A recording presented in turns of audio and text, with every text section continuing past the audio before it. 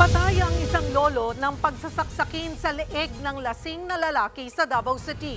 Ang suspect, rumesbak lang daw para sa kanyang kaibigan. Nasa frontline ng balitang yan, si Bril Montalvo. Sa madamong bahagi ng sitio Matugbi sa Barangay Kaliawa, Davao City, natagpuan ng mga otoridad ang dugoang bangkay ng isang lolo noong linggo ng gabi. Kinilala ang biktimang si Antonio de la Serna, 62 years old at trabahador sa isang construction site sa lugar. 3 saksak sa leeg ang kanyang ikinamatay. Ang sumaksak sa kanya, si Jomari Balderas, 23 years old. Ayon sa investigasyon, nakaalitan ng biktima ang kaibigan ng suspect dahil sa utang. Lasing daw noon ang suspect at gustong ipaghiganti ang kaibigan. Dito sa tindahan nag-iinuman ang suspect kasama ang kanyang mga barkada gabi noong linggo. Pauwi na sana ang suspect nang makasalubong niya sa daan ang biktima at doon na niya ito pinagsasaksak hanggang sa mamatay. Sumuko sa barangay si Balderas.